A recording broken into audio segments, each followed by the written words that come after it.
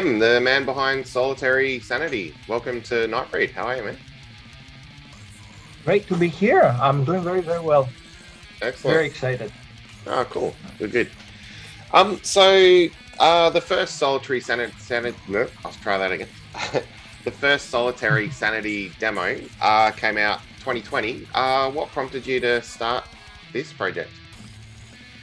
Well, I have been involved with other bands before, and what frustrated me a bit when I was in other bands, it was always like we couldn't agree with the direction. So there was always like whenever something cool and new came out, um, I felt that the people that I was playing with were wanting to, you know, direct our sound towards changes towards okay, what's cool in the moment. So we started like a band called Symbolic, which was very much in the vein of At the Gates, the first At the Gates, and then you know. Our other guitar player discovered the Haunted, so okay, we have to play a bit like the Haunted, and fine. And then after the Haunted, he discovered the Faced. Okay, now let's add a bit more groove into our sound. And then after that, you find out he found out Lamb of God and all these other bands, and I felt like we weren't being anything. We didn't have an identity because we were keeping on moving towards something new, something different, but not being ourselves. So I felt I needed to find some outlet where I can really put what I felt about my music, what I wanted to display in my music, and the kind of feeling and meaning that I wanted my music to deliver. Yeah, cool. So I've had a listen. I mean, genre-wise, that's kind of tech death, maybe. Is that sort of what you think? You like? What would you say you play? I like death metal. There are some parts that are definitely more techy. I don't consider myself a super skilled guitar player or bass player. But there are some parts that are a bit more techy and some parts that are a bit more, direct. Generally, I really like death metal. It's the genre that after, classic heavy metal really got me into this kind of music, and it's the kind of music that I like the most now, with the exception with 70s progressive rock, which is what I grew up with. I grew up stealing my father's King Crimson and Genesis records. So that's the music that kind of stayed with me. And besides that, I think death metal, brutal death metal would be the best description. But you know, I appreciate you saying techie. It makes me feel good about my playing. Cool. So you're based in Shanghai, China, right? I am now based in Shanghai, China. I am originally from Europe, from Central Europe. I'm born in the Swiss-Italian border from a mixed family, French and Italian. I lived in Germany, US, Japan, in China. So pretty much been moving a lot all around my life now for work reasons. I'm based in China, but I work with people, I play with people, I collaborate with people from all over the world. The singer on the Solitary Sanity album is from Algeria. It's a great guy, Redouane, and I think he immediately, that's funny because he's on the other side of the world. He's from a totally different culture than mine, and he instantly, immediately understood what kind of vocal delivery I wanted in the songs. And I had this lyrics that weren't not finished for a song in the album that is called "When Smoke Clears," and I got help for it from a third guy in the US, and Redouane immediately understood what both of us wanted out of it. Then I had this idea for a lyric that was not formed yet, that ended up being Insect Eyes. And Redouane came out and say, okay, this is what, your explanation inspired me. And I love those lyrics. So it's funny because I think that's what's great about heavy metal is that it's really something that brings people together regardless of what culture you're in. Mm. So how did you meet those two guys? Is it just over the internet chatting, that kind of thing? Like how'd you hook up with them? Over the internet, hey, I saw your band. I got a record from your band. I check out your band on Metal Archives. Hey, we were in the same group on Facebook or whatever, commenting on heavy metal records, stuff like that, trolling through blogs and subreddits, exchanging messages, and generally, I have to say that I met very, very cool people, and that's what's also prompted me to work on the Salutary Sanity band as a solo project, but internationally open. I mean, there are so many great musicians and people that I've met. Now I am in touch with the bassist, former bassist of Panic Attack, a Chinese thrash metal band, Gloria, and she's an awesome bass player. And I really hope we end up doing something together, maybe for the next Solitary Sanity album, because she's so talented and so good at what she does. Cool. Well, I guess that's a good lead on to this question. What's the metal scene like in China? Like, are there shows going on very often? Well, the metal scene in China, it's interesting. It's very peculiar. There are shows going on. There are underground labels that do a fantastic job of promoting the music throughout all the difficulties that might be. It's still a very underground music. It's still not understood at all in the mainstream.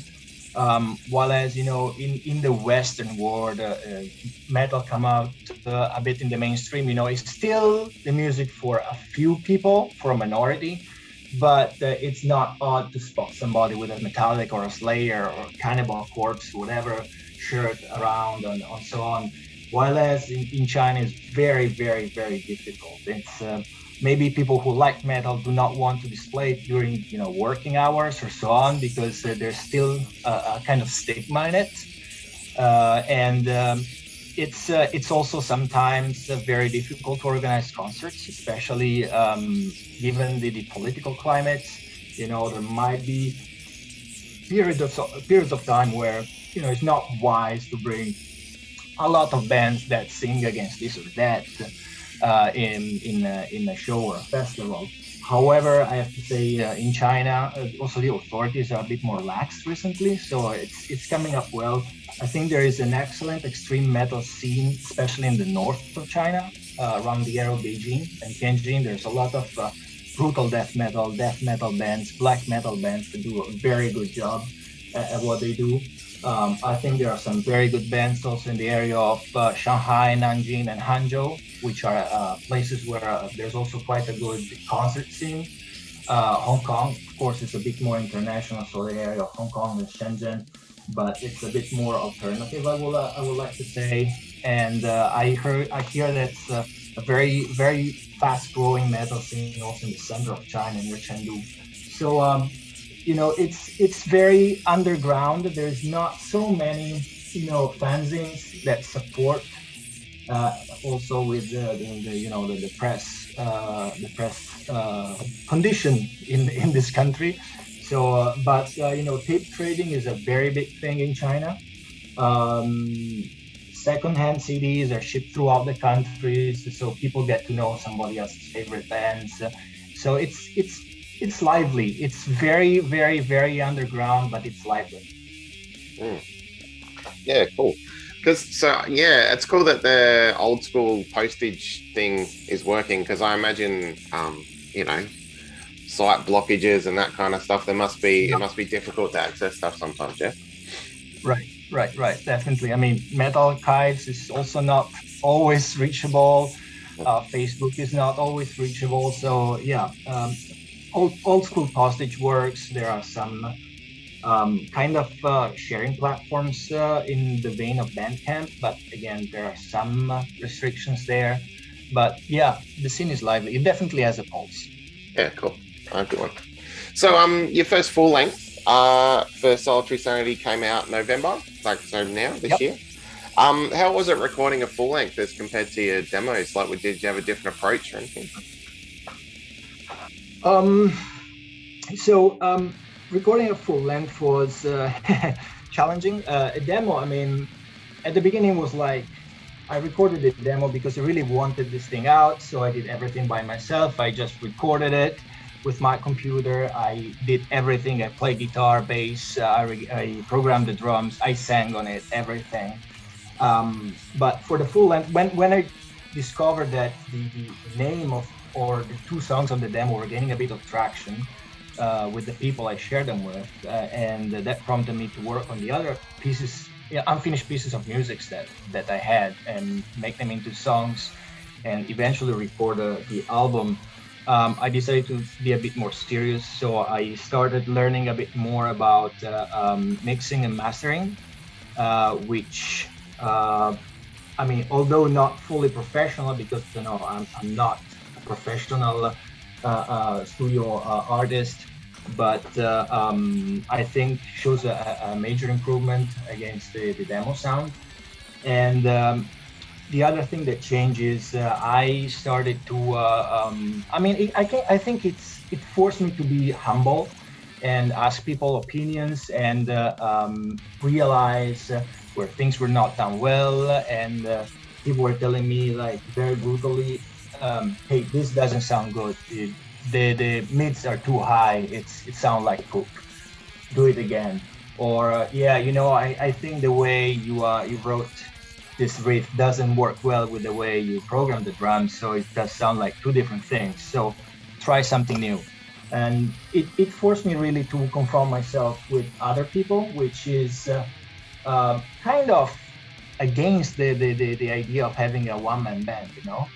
But I really like it. I think it's in the philosophy that I want to have with this band, to be, you know, centered around me, of course, but open to people wherever they are. If they are in the mood, and if they understand the vibe that I want to give with the music. So it was humbling, it was challenging, it was time consuming, but it was definitely fun. I learned a lot. I met, again, also through this, I met fantastic people. I had the chance to exchange a few mails with Brendan from Convulsing, who is an awesome guy, very patient, very nice. I love his music, and he also pointed me to a couple of sites where I could understand and learn a bit more about mixing and mastering. So it has been very, very, very, very nice. And I really look forward now to recording the next album with all the knowledge that I built up with the first album, plus something that I'm learning now again. Yeah, cool. Track two, Kokuri, I guess. Is that how you pronounce it? Kokuri? Yeah, Yeah. great. Is that based on the Japanese Ouija board game thing? Is that what that one's about? Yes, exactly, exactly. That comes from my experience when I was living in Japan. That was a time in my life where I was very, very interested into the spiritual and the afterlife. And I had this colleague that's very religious, and he introduced me to some of these concepts in traditional Japanese culture. Um, One of which is kokuri, which, as you said, it's kind of the Ouija, the equivalent of the Ouija board. It's basically made like three sticks with a teapot on it, and children normally go around it and touch it, and based on the movement on the teapot, they can ask yes or no questions to spirits, which is fairly similar to an Ouija board. What the lyrics about that song, what the lyrics of the song are about, and this is something that I co-wrote with Redwan, is it's about, I thought, what if instead of talking with the spirit and asking him questions, what if I was able to be in touch with a past or a future version of me, and ask him like, hey, are you cool with what I am now? Are you disappointed? Is this where you thought you would be in at this point of your life, or is this where you think you know, you were at your best, or is something that I am missing, or I like betrayed myself, betrayed the person I wanted to be. And I found it that as an interesting concept. It's the kind of question that I asked myself for a while. And again, I wrote part of the lyrics. I explained the concept to Redwan, and Redwan got like, yeah, I got this. Give me a day or two, and he came up with this, and wow, I changed nothing about what he wrote. It's perfect. Yeah, cool. What are some of the other lyrical themes on this album? Um, the lyrical themes are like very personal, with the exception of Wrathborn and Vicious, which are based on computer game. I mean, video games. Video games has been kind of big part of my life for a while, because I had I've been confined to a bed for a long time. So what kept me company was basically my work and my Xbox. So I started playing a lot of Destiny and Halo, and Wrathborn is based on one of the enemies I hate the most in Destiny, very annoying, and Vicious is based on the protagonist of the Halo Reach game, Noble Six. The other lyrics, and these were like the lyrics that I wrote at the demo time. Vicious is not part of the demo, but Rapborn is. The other lyrics are very much about personal, personal things that I feel that they will fit well with the music that accompanies them. Cookery, we talked about it. When the smoke clears is about those moments where I felt like I took a moment out of life. I let everything stop, and I looked around and said, okay, is this what I want? Is this how things were supposed to be? Is something missing or not? This is also something that I learned to do when I was living in Japan, to sometimes find just a moment to stop, meditate, think about life, the universe, and everything, and kind of think about myself, and where's the next thing that I can do that makes me feel good about myself, about where am I going. Final Epitaph is about a person that I knew, and that decided to didn't decide, but ended up very, very sick. And basically this changed a lot his view on life. He used to be a very solar person, and he kind of gave up after he got sick, and it changed really his mood. He's not the same person as he used to be. Then let me see again. Like Father, Like Son, it's not about my father. It's not something I will write about, but it's more like the way we imprint some of our behaviors on the people around us, and it's kind of something I hope I don't do to my son. Not making him like the sacrificial lamb, as sung in the song, or the tool of denial. And the missing piece is it's the last song that was written for the album. It's about something that I wished I had done, and I reflect upon a lot of times, and it still haunts me. Not really haunts me, because haunting is a very big word, but it still comes up, and it bothers me that there's this little missing piece in my life that I could have had, and I wonder if having it would have made me a different person, or not. If it would have made me better or not. And it's just kind of reflection upon that. Lastly, it's Insect Eyes, and here is something about. Um, I mean, Radwan wrote a big chunk of the lyrics of the song. It's about how um, governments or institutions or organized religions are obscuring or obfuscating the view of the people. So it's about making people have insect eyes and only see a little part of the world, while as the rest is concealed. Cool. So, what's next for Solitary Sanity? Are you writing for the next album already, or? I have 5 songs ready for the next album. They're a bit more on the catchy side, I realized, except for one which is still very direct. I am also in touch with death metal band from Indonesia, System Murder, and we are thinking about maybe doing a split together, but depends.